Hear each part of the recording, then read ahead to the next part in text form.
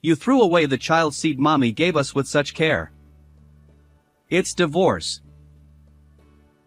In his reddened face, my husband clenched the child seat I had just discarded. It was a gift from my exuberant mother-in-law when her first grandchild was born. However, this so-called baby gift turned out to be a terrifying gift. Is this enough? I asked, holding up the child seat and revealing something. The next moment, my husband turned pale and trembled.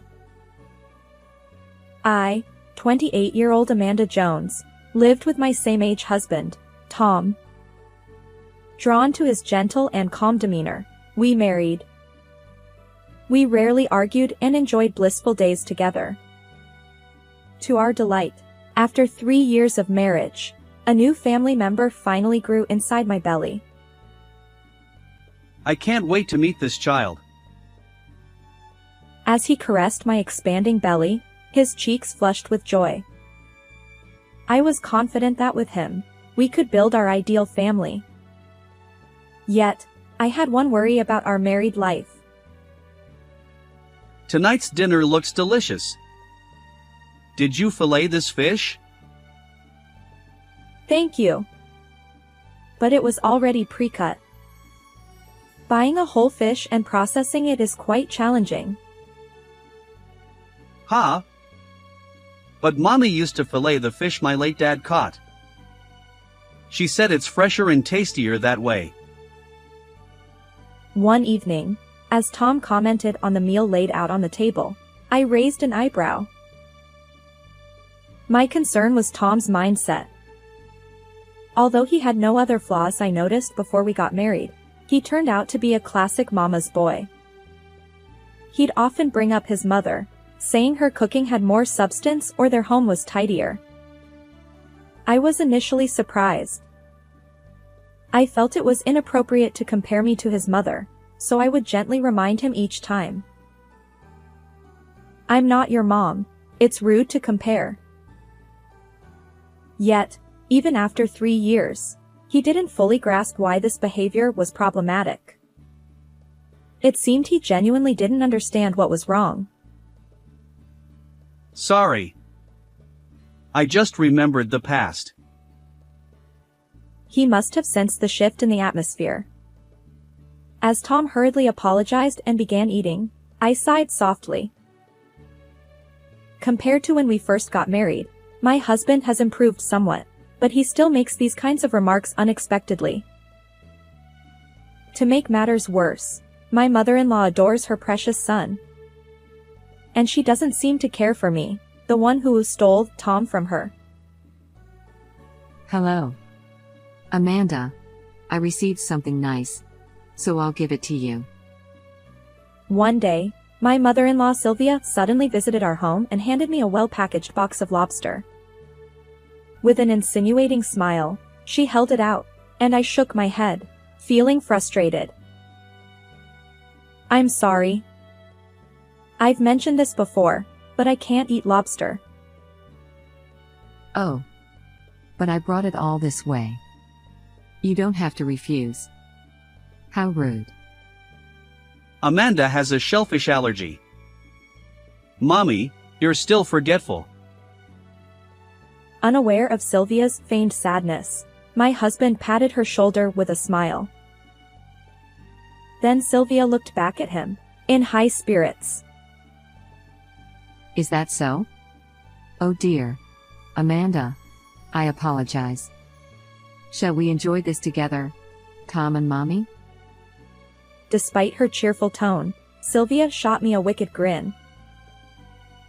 Before this incident, she'd intentionally brought me crabs I couldn't eat or criticized my lacework, claiming it lacked taste. She'd been subtly harassing me since the beginning of our marriage. And because she did it behind my husband's back, even when I tried to explain to Tom, he defended her. Honestly, Mommy doesn't mean any harm. I sighed yet again, watching Sylvia and Tom chat happily. Fortunately, we lived a bit apart, so her visits were rare, and I could still tolerate it. However, Everything changed after I gave birth. Oh my. Such an adorable child. Looks just like Tom. A few days after delivering a healthy baby boy, Sylvia visited the hospital with a sparkling expression. Clearly, the existence of her first grandchild thrilled her. Despite never offering me a word of sympathy, she visited the hospital daily, bubbling with excitement. I want to choose a name for this child. I've come up with several options. As she pulled out a notebook and began enthusiastically discussing names, I felt thoroughly exasperated. Meanwhile, my husband, naturally, welcomed her with joy rather than caution. Thanks to this, even after leaving the hospital, she continued visiting our home almost every day, eager to see her grandchild's face. Liam. You know. There must have been a better name. But we put a lot of effort into choosing a name. Sigh. Well, at least the fact that this child doesn't resemble you is a relief. It seemed she was dissatisfied that her suggested name hadn't been accepted. No matter how much I explained that Tom and I had already decided beforehand, she remained unconvinced and grew to dislike me even more. She'd say hurtful things behind my husband's back, like, "You'll never be a good mother," or, "This child is unfortunate being with you." It was exhausting. With the added stress of first-time parenting, enduring this daily became unbearable. And despite my struggles, Tom would happily share stories about his mother, which only fueled my frustration. Building a happy family like this is impossible, I thought. Determined to find a solution, I decided to take action. But just then, a decisive event unfolded. It was a weekday afternoon, and I was at home with Liam when my mother-in-law, Sylvia, paid her usual visit. She handed me a large box, which, from the photo on it, appeared to be a child's seat. This is a belated baby gift for Liam. Please use it. We wouldn't want anything to happen to dear Liam, would we? Well, I have some errands to run today, so I'll take my leave here. Uncharacteristically, she promptly left after I accepted the gift. While I appreciated the gesture, past experiences left me suspicious. Could she be up to something? As I examined the box more closely, I noticed unmistakable signs of prior opening. Wait. This has been opened once. With the growing conviction that something was amiss, I carefully opened the box and retrieved the child's seat. At first glance, it appeared unremarkable, but I decided to double-check by unzipping the cover. What I saw left me utterly shocked, and I couldn't help but cry out, "What on earth is this?" Without hesitation, I scooped up Liam and headed for the garbage disposal area. My purpose was clear: to discard this child's seat. Now I can finally breathe, I thought as I left the box at the trash site. But just as I was about to contact Tom to explain the situation, my phone in hand, he burst onto the scene. Hey!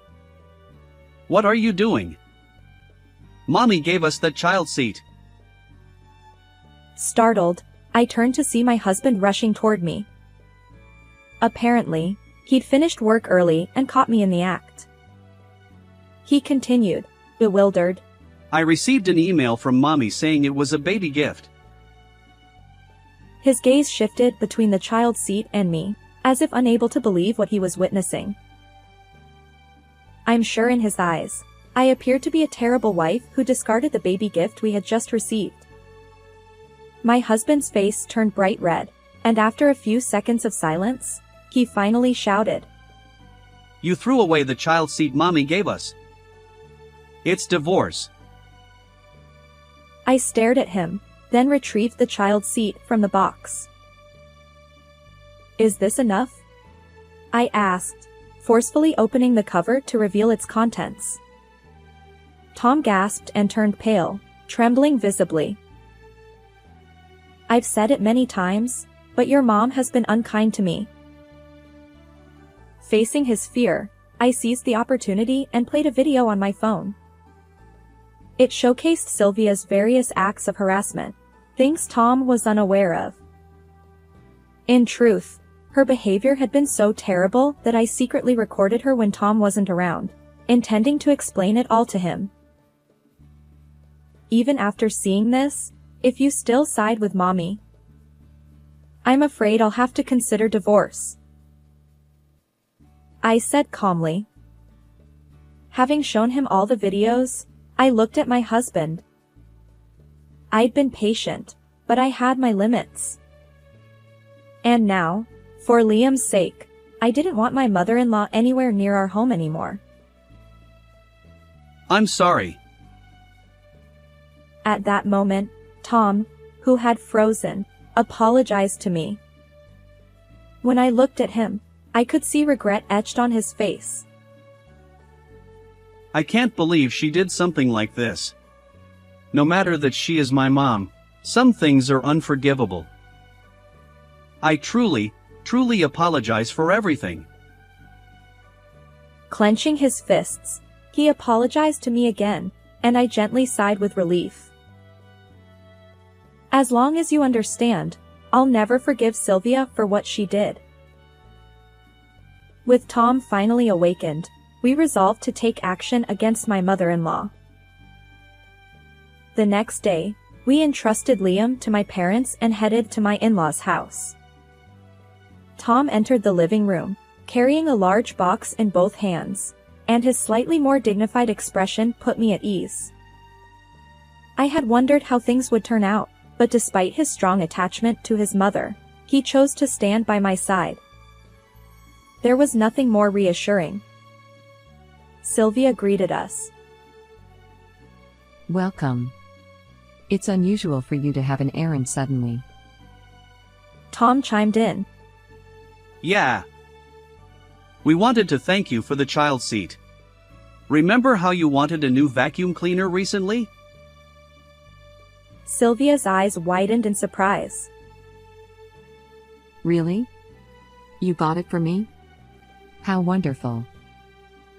As she eagerly tore open the wrapping paper, Tom and I exchanged glances. We visited my in-laws' house with a clear purpose: to deliver retribution. After all, given the way my mother-in-law had treated us, there was no way we would give her a gift. As soon as she opened the box, her scream echoed through the living room. And no wonder. It wasn't a vacuum cleaner inside. It was the child seat she had given us the day before, covered in a multitude of maggots. What kind of sick joke is this? She exclaimed. I confronted her as she frantically closed the box. Of course, neither my husband nor I had orchestrated this. When I checked the gift, the maggots were already swarming beneath the cover. In other words, these maggots were her intended gift to us. We initially considered discarding it, but then we thought we'd replace the box and return it to you with the zipper open. How does that feel? My mother-in-law exclaimed, her voice shrill. But she had the audacity to plead innocence, shaking her head. Her gaze shifted toward Tom, seeking his help. However, Tom was no longer the son she remembered. He had changed.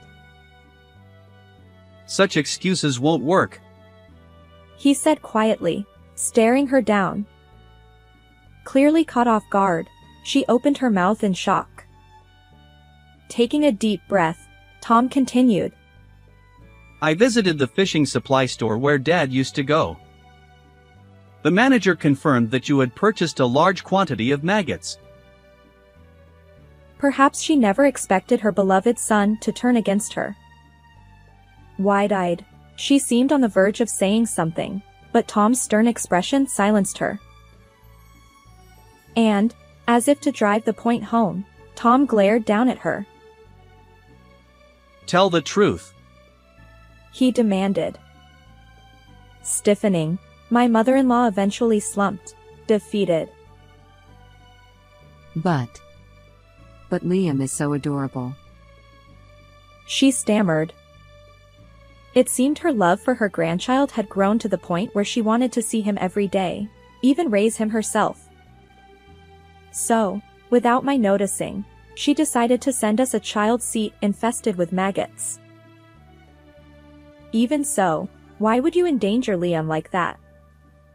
What if he got seriously ill? I retorted. Before using the child seat, when the maggots multiplied inside, I planned to pretend I discovered it. According to her, my management was sloppy, and she couldn't entrust me with this responsibility. She even intended to use this as a reason to take custody of my son. Unbelievably, she intended to steal Liam away from me by sabotaging the child's seat. Unbelievable. How could such a plan ever work? I shuddered at my self-centered mother-in-law's thoughts. It seemed she was willing to endanger her grandchild if it meant getting her way. I had no intention of dealing with such a dangerous person, and certainly, Liam would not be meeting her. Enough. I don't want to see your face anymore. Don't ever come near our family again. Unable to bear it any longer, I stood up, and she stared at me, wide-eyed. You mean you won't let me see my grandchild? Suddenly, her face turned pale, and she clung to us as we tried to leave. This was just a momentary lapse. I apologize. Please forgive me. Tom, surely you understand Mommy's feelings, right? Realizing she wouldn't see Liam, she suddenly turned to tears. But Tom, with unwavering eyes, said, I've seen through it all. Your harassment of Amanda was terrible. Now, what matters is our child and my wife. He had changed, and he brushed her aside. This is absurd. You're abandoning me? She wailed, trying to cling to me. I pushed her away too. You brought this upon yourself. Reflect on your actions. Without looking back at her, Tom and I left her house. Since then, Tom hasn't uttered the word mommy. It seems he has completely cut ties with his mother, even deleting her contact information. I'm sorry I didn't notice before. From now on, I'll definitely make both of you happy. He apologized sincerely, acknowledging that he hadn't noticed her behavior before. Tom now actively helps with household chores and parenting, determined to make us happy. Meanwhile, my mother-in-law couldn't let go. She continued visiting our home, pounding on the door and shouting. Let me see my grandchild. But Tom didn't hesitate. He reported her to the police. After explaining the situation, a restraining order was issued against her. As a precaution, we moved, severing all ties with her. Tom, who has grown even more dear to me, and our adorable Liam, we're determined to build happiness together. How did you find this story? Don't forget to subscribe to our channel. Until next time.